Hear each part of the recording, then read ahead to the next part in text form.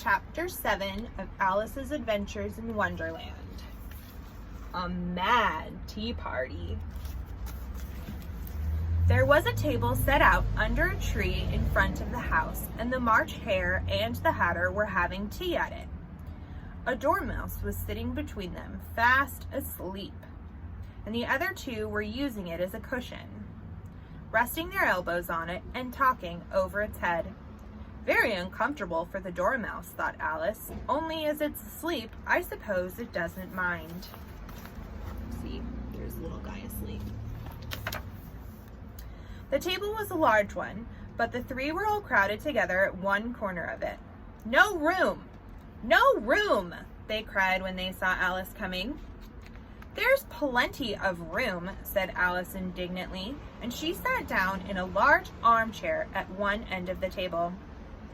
Have some wine, the March Hare said in an encouraging tone. Alice looked all around the table, but there was nothing on it but tea. I don't see any wine, she remarked. There isn't any, said the March Hare. Then it wasn't very civil of you to offer it, said Alice angrily. It wasn't very civil of you to sit down without being invited, said the March Hare. I didn't know it was your table, said Alice. It's laid for a great many more than three. Your hair wants cutting, said the Hatter. He had been looking at Alice for some time with great curiosity, and this was his first speech. You should learn not to make personal remarks, Alice said with some severity. It's very rude. The Hatter opened his eyes very wide on hearing this, but all he said was, Why is a raven like a writing desk?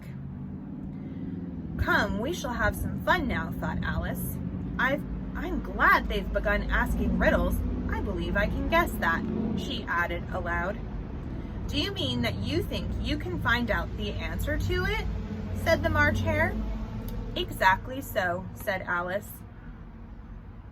Then you should say what you mean, the March Hare went on.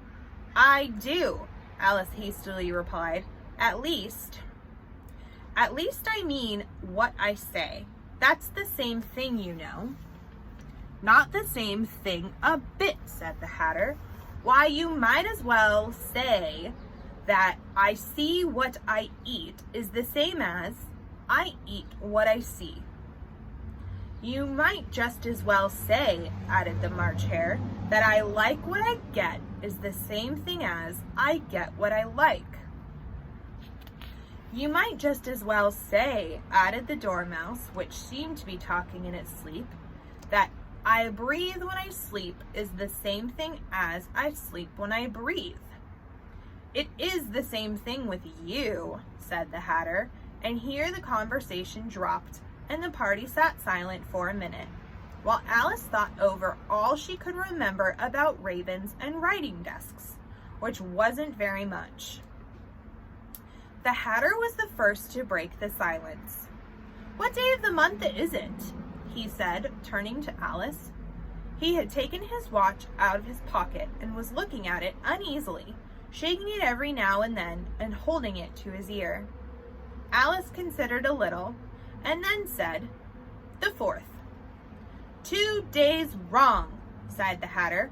I told you butter wouldn't suit the works, he added, looking angrily at the March Hare. It was the best butter, the March Hare meekly replied. Yes, but some crumbs must have got in as well, the Hatter grumbled. You shouldn't have put it in with the bread knife. The March Hare took the watch and looked at it gloomily. Then he dipped it into his cup of tea and looked at it again. But he could think of nothing better to say than his first remark. It was the best butter, you know. Alice had been looking over his shoulder with some curiosity. What a funny watch, she remarked. It tells the day of the month and doesn't tell what o'clock it is. Why should it? Muttered the Hatter. Does your watch tell you what year it is? Of course not, Alice replied very readily. but that's because it stays the same year for such a long time together. Which is just the case with mine, said the Hatter. Alice felt dreadfully puzzled. The Hatter's remark seemed to have no meaning in it, and yet it was certainly English. I don't quite understand, she said, as politely as she could. The Dormouse is asleep again, said the Hatter, and he poured a little hot tea upon its nose. The Dormouse shook its head impatiently and said, without opening its eyes, of course, just what I was going to remark myself. Have you guessed the riddle yet? The Hatter said, turning to Alice again. No, I give it up, replied Alice. What's the answer? Pouring tea on the mouse. I haven't the slightest idea, said the Hatter. Nor I, said the March Hare. Alice sighed wearily. I think you might do something better with the time, she said, than wasting it in asking riddles that have no answers. If you knew time as well as I do, said the Hatter, you wouldn't talk about wasting it. It's him. I don't know what you mean, said Alice. Of course you don't, the Hatter said, tossing his head contemptuously. I dare say you never even spoke to time. Perhaps not, Alice cautiously replied, but I know I have to beat time when I learn music. Ah, that accounts for it, said the Hatter. He won't stand beating. Now, if you only kept on good terms with him, he'd do almost anything you liked with the clock. For instance, suppose it were 9 o'clock in the morning, just time to begin lessons. You'd only have to whisper a hint to time, and round goes the clock in a twinkling. 1:30, time for dinner. I only wish it was, the March Hare said to itself in a whisper. That would be grand, certainly, said Alice thoughtfully. But then, I shouldn't be hungry for it, you know. Not at first, perhaps, said the Hatter, but you could keep it to 1:30 as long as you liked. Is that the way you manage it? Alice asked. The Hatter shook his head mournfully. Not I, he replied. We quarreled last March, just before he went mad, you know, pointing with his teaspoon at the March Hare. It was at the great concert given by the Queen of Hearts, and I had to sing, Twinkle, twinkle, little bat, how I wonder what you're at. You know the song, perhaps? I've heard something like it, said Alice. It goes on, you know, the Hatter continued, in this way. Up above the world you fly, like a tea tray in the sky. Twinkle, twinkle.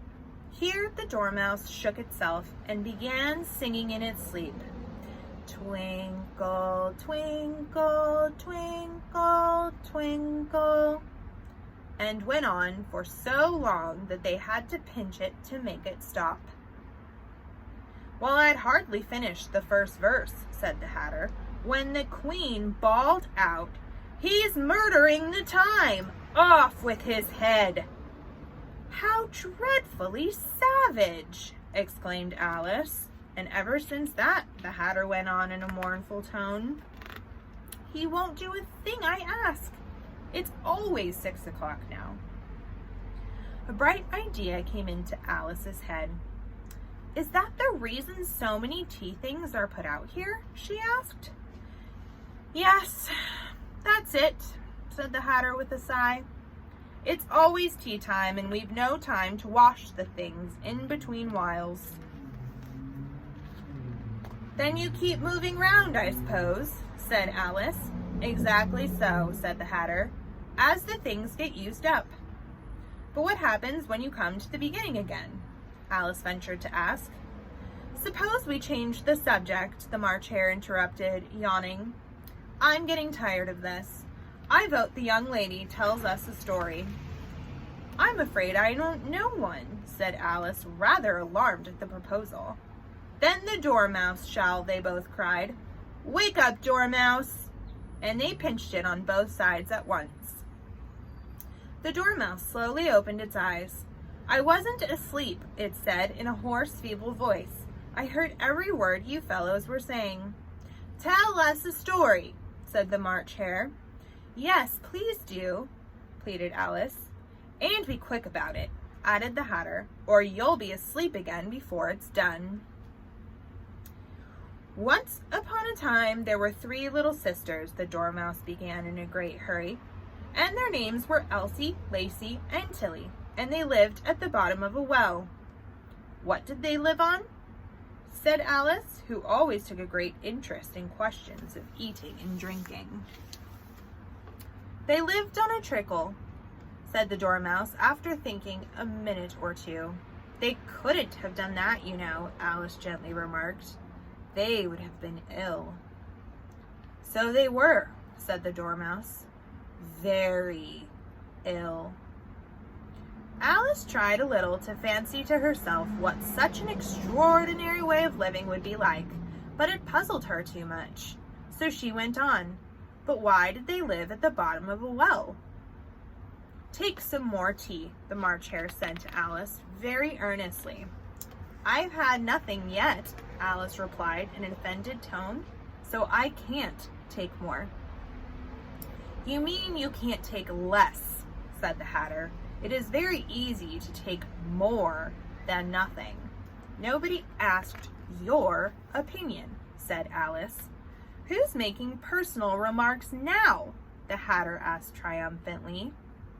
Alice did not quite know what to say to this, so she helped herself to some tea and bread and butter, and then turned to the Dormouse and repeated her question. Why did they live at the bottom of a well? The Dormouse again took a minute or two to think about it, and then said, It was a trickle well.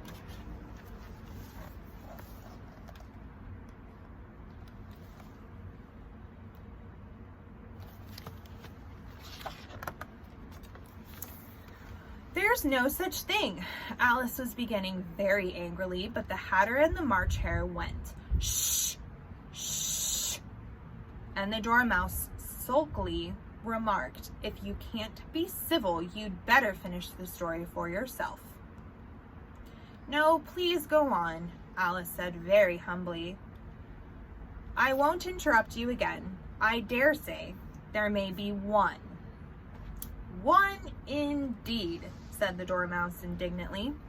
However, he consented to go on.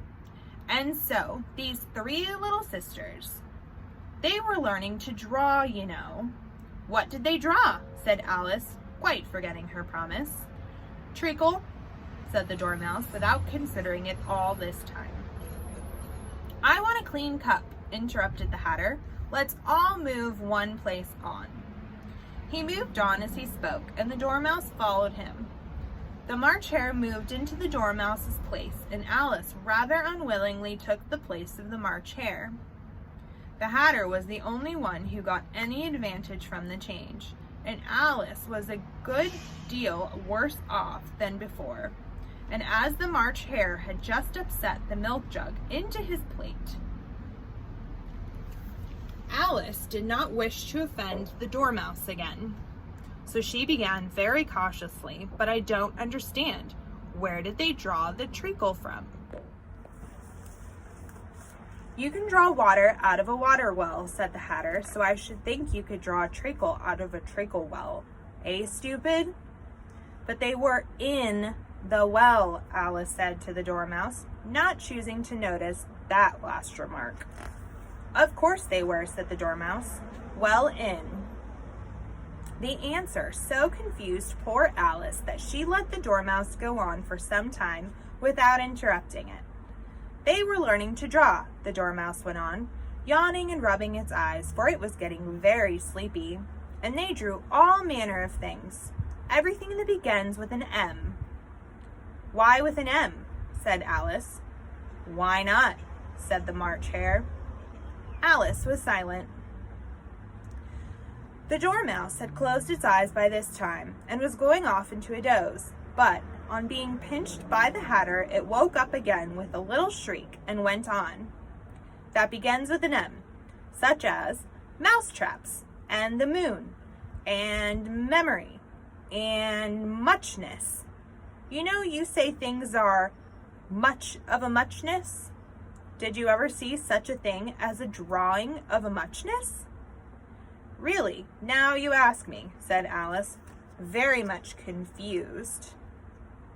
"I don't think then you shouldn't talk," said the Hatter. This piece of rudeness was more than Alice could bear. She got up in great disgust and walked off. The Dormouse fell asleep instantly, and neither of the others took the least noticing of her going, though she looked back once or twice, half hoping that they would call after her. The last time she saw them, they were trying to put the Dormouse into the teapot. "At any rate, I'll never go there again," said Alice, as she picked her way through the wood. "It's the stupidest tea party I ever was at in all of my life." Just as she said this, she noticed that one of the trees had a door leading right into it. "That's very curious," she thought, "but everything's curious today. I think I may as well go in at once." And in she went. Once more she found herself in the long hall, and close to the little glass table. "Now I'll manage better this time," she said to herself, and began by taking the little golden key and unlocking the door that led into the garden. Then she set to work nibbling at the mushroom. She had kept a piece of it in her pocket till she was about a foot high. Then she walked down the little passage, and then she found herself at last in the beautiful garden among the bright flower beds and the cool fountain.